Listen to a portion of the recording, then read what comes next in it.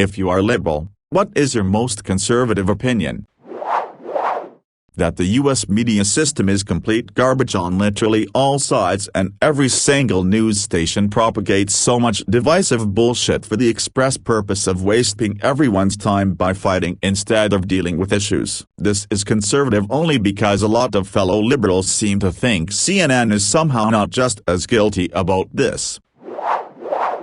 I think a lot of liberals like guns. I think the best option for this country is to normalize seeking help, which is slowly happening, and having better access to places that provide that help, not happening if Republicans have anything to say about it. Honestly, the government trying to take people's guns in the US would be a shitshow of epic proportions. I think only the dumbest of people think it's even possible. If there's one thing Trump did right, it was incentivizing businesses to move away from China. Given how dependent so many large corporations are on China, they could commit the Holocaust and we just pretend to not see it. Hell, they're rounding up Muslims and still have such a sway that Johnson can't call Taiwan a country without having to immediately apologize. Right, but this didn't happen. Just because he blamed China for all of the things that Russia was doing and went on rants after he watched Fox News segments on China doesn't mean he was actually doing anything to hurt China. They actually gained geopolitical power and business share in most industries, and definitely in the industries Trump put tariffs on. He did the opposite of what he intended because he doesn't understand geopolitics or economics and refuses to listen to experts.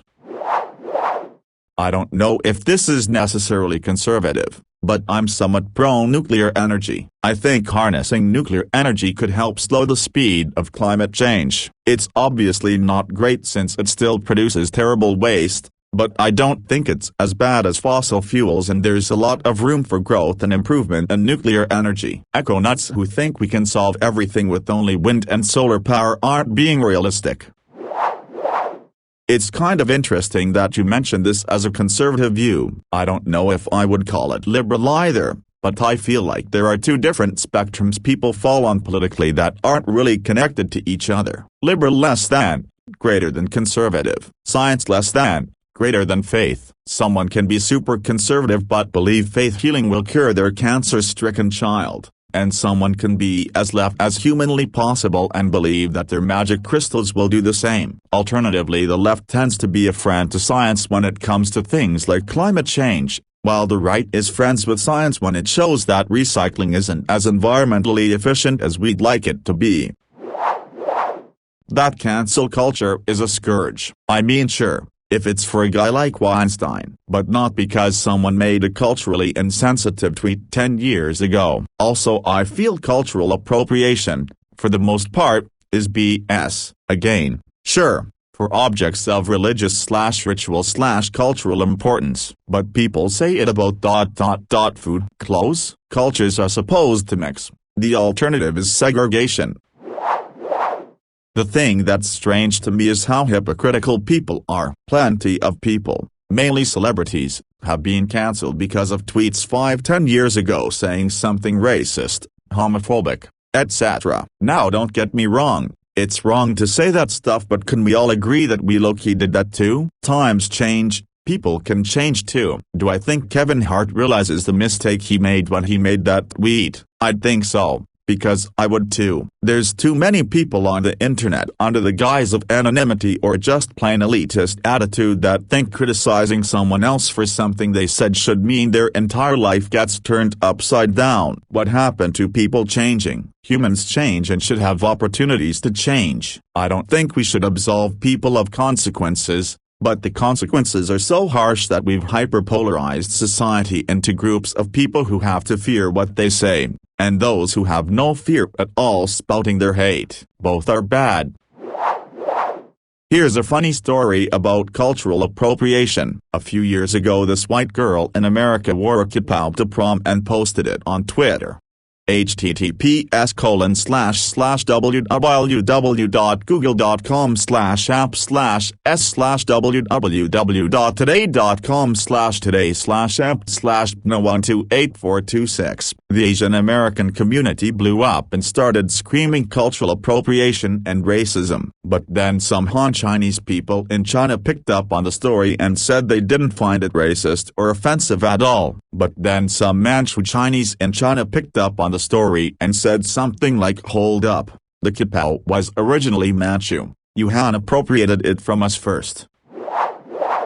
I agree on both points, but yeah, cancel culture is really disgusting sometimes. People will dig up something like an offensive joke someone tweeted from like years ago and cancel that person, and it's like no matter what they've done to learn or grow or redeem themselves, or no matter how young they were, cancel culture is like, nope, you're over, that's it. I've said what I had to say and I don't want to hear what you have to say. What happened with James Gunn is ridiculous, and Disney was also shitty for firing him just to save face. He made a stupid joke, but that's what it was, a dumb joke. We've all made mistakes and said stupid things. He didn't deserve to lose his job over it. I was so happy to see the cast supporting him though. I think he's going to be directing Guardians 3... whenever that comes out. Edit, just realized I did the thing where I assume that OP is in the US. My comment is specific to the US, but perhaps applies elsewhere. I'm not sure if other countries have this debate. Here goes. It's not that crazy to want to require ID to vote. If the problem is that some folks don't have access to an ID, make a damn compromise with the Republicans that would fund a massive IDs for all Americans campaign in exchange for requiring IDs once the campaign has successfully completed. Win freaking win. Anyway, people need IDs for other things. Why is it acceptable to oppose voting ID requirements because of this problem, but then never address the problem itself? Let's get everyone an ID, and end the stupid debate one and for all. Edit 2. Lots of good counterpoints. I made this comment fully expecting to get schooled a little bit, and once again y'all don't disappoint.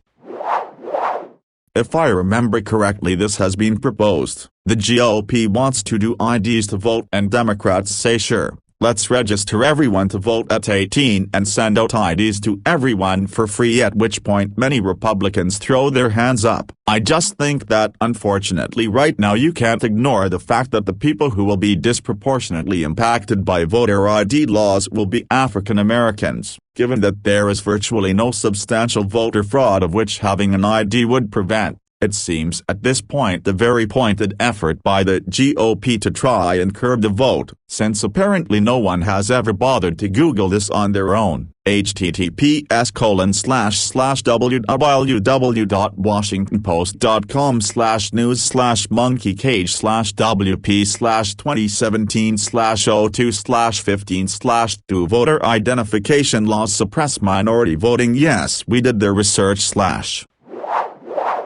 Mostly liberal here with some conservative views. On the conservative side, I am a major proponent of both freedom of speech and the right to bear arms. I believe that censorship of any kind, even of that deemed offensive, is a slippery slope that can and may eventually lead to further censorship. Supreme Court Justice Holmes once wrote, "If there is any principle of the Constitution that more imperatively calls for attachment than any other, it is the principle of free thought. Not free thought for those who agree with us, but freedom for the thought that we hate." I also believe that we as citizens have the right to own firearms to defend ourselves. Where I differ with staunch conservatives is I believe that right can still be achievable with common sense regulations such as stricter background checks. The era of cancel culture is out of control, and had been for a long time. It's come to the point where people get cancelled simply for having an opposing viewpoint, which is ridiculous in my opinion. Freedom of speech, especially if it's offensive. In my mind, we should have a society that should be free to offend anyone but wouldn't want to. I don't like guns, but the US cannot get rid of them until other societal issues are resolved. I believe a lot of liberals are fighting stupid battles. While they're fighting for their right to not be offended, proper pronouns, cancel culture and other causes, they're getting fucked by the right where it matters. Tax code, increasing economic inequality, etc. I'm for merit-based immigration as well, and this one I think it's the most important one for me. As an immigrant, I feel we should actually integrate to the society where we move to. Let's bring our food and some culture but leave the shitty ideas what made us leave our shitty countries behind and embrace the society that's allowed us to thrive. Well, part of the reason you have property taxes is to make sure land is being actually used and not just hoarded. Government wants it to be productive. That is enables activity that it can tax. It's the same logic behind squatters having rights. Full disclosure, this is half remembered, so might be inaccurate. If Joe Blow owns a big ass amount of land, but the Miller family moved in a small corner, built a house, and started farming ... and Joe Blow hasn't noticed for 10 fucking years, well then sorry Joe, the Millers now own that land. Never been much of a sports guy, so this has never been something I have had a stake in, but people ask me about it sometimes and I gotta admit that it doesn't really practically make sense when you think about it. Sports leagues don't even allow steroids, and steroids are fucking nothing compared to the chemical hormone soup that trans people are hopped up on 24/7. It just becomes so tricky and complicated to create a level playing field. I guess the most fair take to side with is, if you choose to mod the fuck out of your body physically and hormonally, you're probably excluding yourself from playing sports professionally, and there's not much to be done about that. Honestly, doesn't seem like a tremendously big deal to me, but there's apparently a much larger demographic of trans women who are aspiring pro-MMA fighters than I would have expected. What makes me roll my eyes is that there's probably just as many asthmatics who want to play sports but can't, and nobody gives a flying fuck about their dreams. I'm curious, what's your opinion on intentional suffering, for lack of a better term, of executed criminals? For example, there have been many proposals to use nitrogen asphyxiation or lethal injection by morphine overdose as alternative forms of execution, which would be painless, or even somewhat euphoric in the case of morphine, yet have been shot down due to a sense that these inmates should suffer to the end. Many on the left have a hard time approaching Islam as a religion is what it boils down to. Muslims in the US are a minority, and largely non-white, so that becomes the framing through which many people on the left, especially the secular left, understand Islam as an identity that can take its place alongside other marginalized identities in identity politics. Of course, most Americans on the left, or right, just don't actually know much of anything about Islamic theology or practice, so that doesn't help. I don't know if this is conservative per se, but I honestly feel like we've become too complacent as a society in terms of appearance in public. Not just in terms of attire, but restraint and etiquette. I want to be clear, I don't mean the riots or demonstrations, those are important, but, like, Black Friday shopper throwdowns or people who will get in an employee's face for being out of slushies, calling the police for minor inconveniences to yourself, and stuff like that. Have some dignity. I kind of always have thought this, but what really sparked it was watching an episode of I Love Lucy, and Ethel was appalled at the idea of wearing jeans on the subway. It really kinda made me think of how I present myself. Not that I can afford more than jeans, nor do I want to be wearing a sport coat everywhere, but I do think a bit more decorum would be appreciated by all. I'm not here to disagree with you, but have you looked into the lump of labor fallacy? There isn't a finite amount of jobs. Immigrants don't only take jobs, they also increase consumption, which creates more need for work. Immigrating workforces also create new jobs by expanding demand, thus creating more jobs, either directly by setting up businesses, therefore requiring local services or workers, or indirectly by raising consumption. As an example, a greater population that eats more groceries will increase demand from shops, which will therefore require additional shop staff. Right to bear arms and free speech. I believe people do have a right to protect their life and property, and whatever the fuck else they want to do with their firearms within legal realms. And words are words. You may not like those words and some are taboo in specific scenarios. But words are words. Either leave where the words are being spoken or let your conversation partner know specific things make you uncomfortable. Don't censor everyone else just because it offends you. I think liberals should shut up about guns. Don't get me wrong. I think the US would probably be better off with tighter gun laws more in line with the rest of the world, but it can never happen.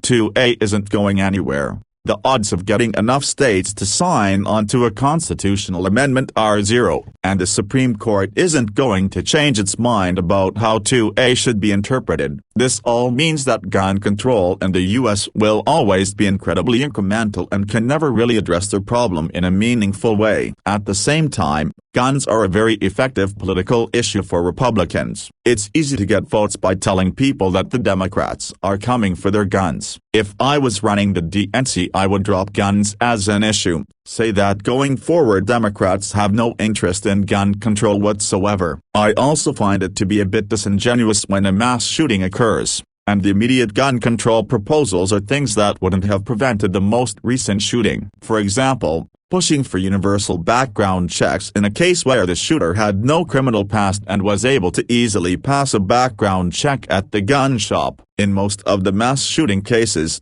the only real solution would be to significantly restrict the ability of average citizens to buy and own guns. And that's exactly the type of thing that will never be possible in America, because of 2A. So if the solution is impossible, and the problem costs you voters every time you bring it up, I say just stop talking about it. Worries about cultural appropriation are bullshit at least half the time. I understand if you don't want white girls dressing up like geishas because they think it's funny, but musicians and artists have been stealing ideas from everywhere forever, and that's how we wound up with jazz and hip-hop and other great things. Critics who tell you how to do art often don't do art very well.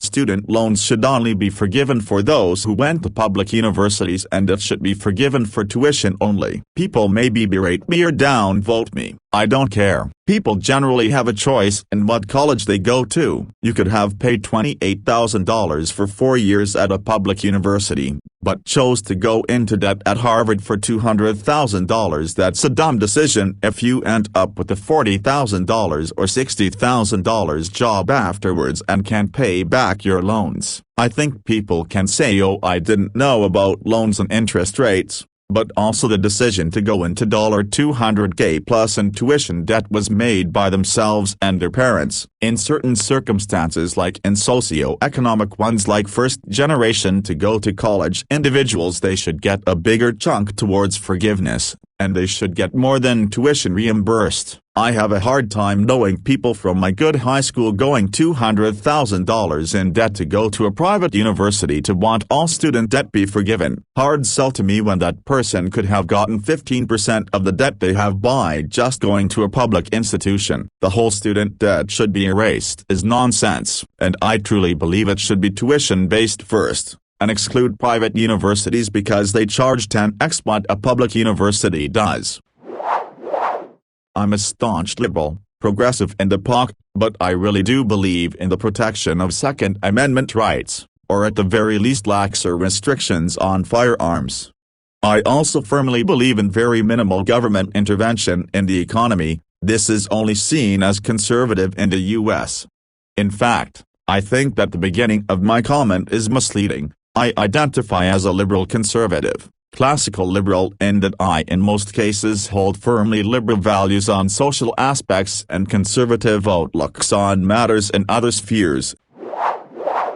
Liberals can be just as lazy, if not lazier, with their arguments than conservatives. Liberals also generally don't try to find other perspectives on things, their way or the highway. I listen to John Oliver and Ben Shapiro. I listen to John Stossel Moore. I listen to Louder with Crowder and Jimmy Dore, and Breaking Points for a left-right centered show. There is use in digging into what the other side is saying. At the very least, you know what arguments others will use, and at best, which happens to me often now, you learn something new, or learn to look at something you believe from a more critical standpoint. I once would have considered myself a more far-left liberal. I think I'm a left-leaning libertarian at this point. I'm liberal as can be, and I take a liberal interpretation of the Second Amendment, and own guns. Although that's considered a conservative opinion today, I don't see it as logically inconsistent for a left-wing Democrat. I think the standard Democratic position on guns is pretty counterintuitive for a party that fights for liberal interpretations of people's other rights, and clearly has better ideas on how to provide better education and a real social safety net for Americans that would do far more to reduce desperation, anger and violence in our streets than any gun ban.